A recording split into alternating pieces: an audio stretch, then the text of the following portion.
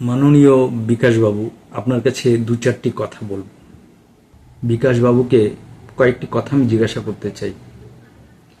প্রথম কথা হচ্ছে, আপনি তো একজন শিক্ষিত এবং আপনার অভিজ্ঞতা অনেক বেশি সমাজ সম্পর্কে, এবং আপনি একজন ব্রাহ্মণ।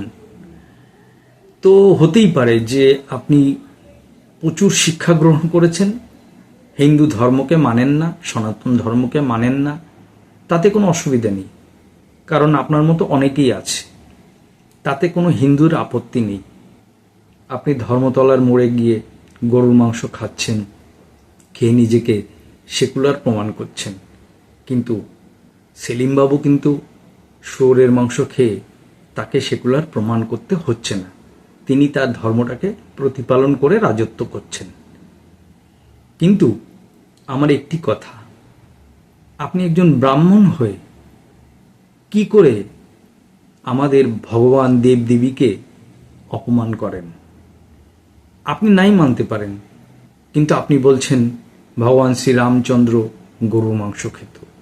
আপনি বলছেন যেখানে সেখানে একটা পাথর বসিয়ে একটু ফুল দিলেই সেটা ভগবান হয়ে যায়। কারণ ভগবান কোথায় আছে, কিভাবে তাকে পাওয়া যায়, সে তো আপনার মতো মানুষরা বুঝতে পারবে না।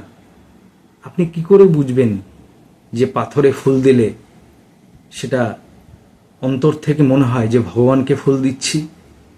সে তো অন্তর আত্মা জানে, যে মানে তার কাছে ভগবান সব কিছুর মধ্যে আছে।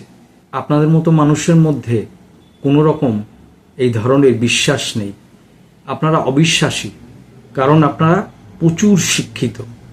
তো এত শিক্ষা অর্জন করেছেন যে ভগবানকেই মানছেন না। সে আপনি মানছেন না, ঠিক আছে, কিন্তু আমরা তো সনাতনী হিন্দু, আমাদের শরীরে সনাতনী রক্ত বইছে, হিন্দুদের রক্ত বইছে। আমরা তো ভগবানকে মানি, আমরা পাথরকেও ভগবান মানি, মূর্তিকেও ভগবান মানি, মানুষকেও ভগবান মানি। আপনারা তো সেসব মানেন না, আপনারা শুধু রাজনীতি করার জন্য মানুষকে বোকা বানান। তো এরকম বোকা কম বানান, আর আপনি আপনার সম্মানটাকে রাখুন। আপনাকে যেভাবে লোকে ফেসবুকে গালিগালাজ করে, খিস্তাখিস্তি করে, আমার খুব খারাপ লাগে, কারণ আপনি একজন শিক্ষিত এবং সমাজের একজন স্বনামধন্য ব্যক্তি। তা আপনার এই ধরনের গালাগালি, খারাপ কথা শুনতে খারাপ লাগে না? আপনার মনে হয় না যে মনুষ্য জন্ম নিয়েছি, কদিন পরে মরে যাব, আমার কি থাকবে? আপনি মরার পরেও লোকে গালাগালি করবে। তো এগুলো করবেন না, এগুলো করে মানুষকে আঘাত করবেন না। মানুষের হৃদয়ে আঘাত করছেন আপনি, সনাতন হিন্দু ধর্মকে বারবার আঘাত করছেন। আর আপনি অন্য কোনো বিষয়ে কিন্তু কথা বলেন না, আপনি সর্বদাই হিন্দুদের দেব দেবী ভগবানকে নিয়েই বাজে বাজে কথা বলেন, বাজে কমেন্টস করেন। করবেন না, কারণ আমরা সহ্য করছি, কিন্তু আমরা সহ্য করছি আপনার কথাগুলো, এবং ভগবান যে আছে কি না আছে সেটা একদিন না একদিন আপনি প্রমাণ পেয়ে যাবেন।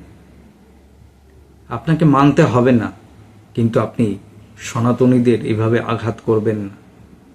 একটা ধৈর্য কিন্তু প্রত্যেকেরই আছে। গালাগালি করছে, সেটা শুনছেন, তারপরেও কিন্তু আপনি করছেন। এগুলো করবেন না, আমাদেরকে আঘাত করবেন না, তাতে আপনার ভালো হবে না।